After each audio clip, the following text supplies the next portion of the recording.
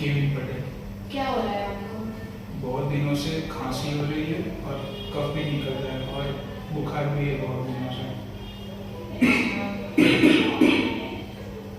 Okay. कब कितने दिनों से निकल रहा है आपको? कफ 10-15 दिनों से निकल रहा है। कफ के अंदर में ब्लड जैसी कोई चीजें निकल रही है, खून वगैरह? हाँ, खून निकल रहा है। खून निकल रहा है। वो कितने दिनों से निकल रहा है? वो भी 8-10 दिन से हो रहा है। अच्छा। खांसी कितने दिनों से हो रही है आपको? खांसी भी 10-15 दिनों से हो रही है। अच्छा। और कब आपको दिन भर निकलता है या फिर कोई एक टाइम पे ज़्यादा निकलता है, सुबह, शाम को, रात को? पूरे पूरे दिन कितना निकलता है? ज़्यादा, कम, बहुत ज़्यादा? ज़्यादा निकलता है। ओके। अच्छा। फिर उसके बाद में खांसी करते वक्त चेस्ट में कोई पेन, छाती में? नहीं, नहीं हो रहा है। अच्छा, ठीक है। फीवर आपको कितने दिनों से हो रहा है? वो भी 10-15 दिनों से हो रहा है। कब कब होता है फीवर? कैसा होता है? रात को ज़्यादा होता है या ज़्यादा शाम? होता है। शाम को ज़्यादा? शाम को ज़्यादा होता है। अच्छा, ओके। ठीक है। कितना रहता है लगभग? वो तो नहीं पता। वो नहीं पता। अच्छा, ठीक है। मैं आपको 3 टेस्ट लिख के दे रही हूँ, आप वो करवा लीजिए, फिर मुझे रिपोर्ट्स बताइएगा। आपने कभी अपना HIV टेस्ट करवाया? ठीक है, आप ये 3 टेस्ट करवा लीजिए, फिर आप मुझे बताइएगा।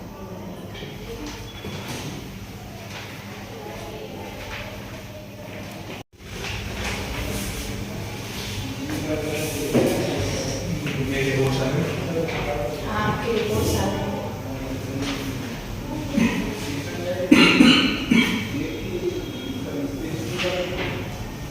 मिस्टर नितिन, आपके घर में कौन कौन रहता है? मेरे घर में मम्मी पापा और मेरी वाइफ। आपका कभी किसी के साथ में एक्स्ट्रा मैरिटल अफेयर या फिर खून चढ़ाना ऐसा कुछ हुआ है? हाँ, कुछ साल पहले मेरा एक एक्सीडेंट हुआ था तो वहाँ पे बहुत खून बह गया था तो तब खून चढ़ाया था।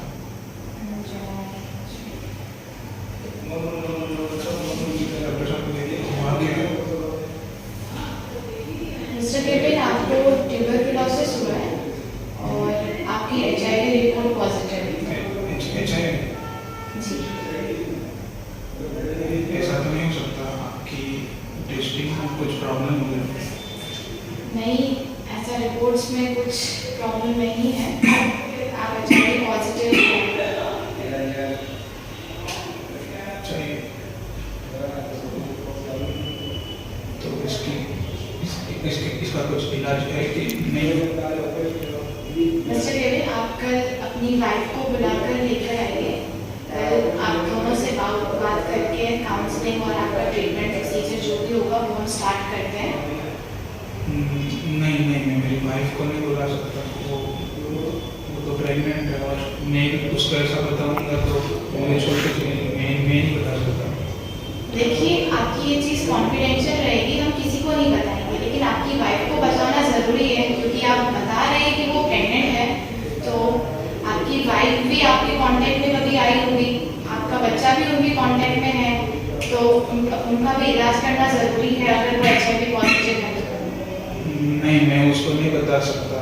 अगर वो मुझे छोड़ के चली गई तो मैं अपने बच्चे के साथ नहीं रह पाऊँगा और मैं अपनी ज़िंदगी ऐसे आसानी से मैं नहीं बता सकता। Hello everyone. The role play that we just saw was based on an essential aspect of medical practice, that is confidentiality. Confidentiality, it is an obligation of healthcare providers to protect the privacy of their patients' medical information. It is also a legal and ethical requirement that ensures that sensitive information of the patient is not disclosed to unauthorized individuals. The importance of confidentiality in medical practice is that the patients, they reveal personal and sensitive information during consultations and treatment, and patients have trust in their healthcare providers to keep this information safe and confidential. So if there's any breach of confidentiality, it can lead to harm which include social, psychological, and even economic harm. So, breaching confidentiality can also lead to disciplinary actions, lawsuits, and damage to the healthcare provider's reputation. Therefore, healthcare providers should take the necessary steps to maintain confidentiality. However, there are certain conditions in which the healthcare providers may be needed to breach the patient's confidentiality, and these exceptions are when there is a risk of harm. If a healthcare provider believes that a patient poses a risk of harm to themselves or others, they may have a duty to breach this confidentiality. So the role play that we just saw, in which the if the patient's information was not shared with his wife, it would have harmed her or her family. So it was the duty of the doctor to breach the patient's confidentiality in this case.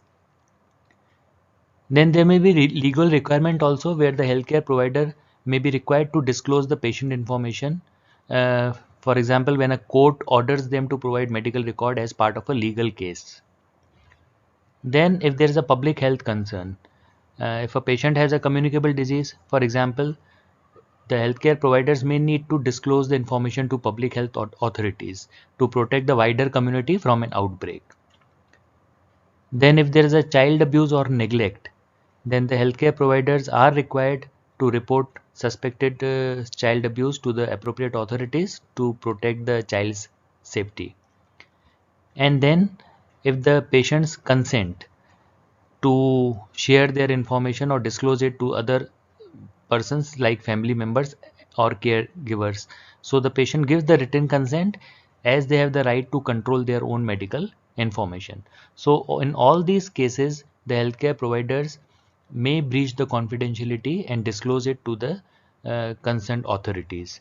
However, the healthcare providers should carefully weigh the potential harm caused by breaching confidentiality against the potential harm caused by maintaining it.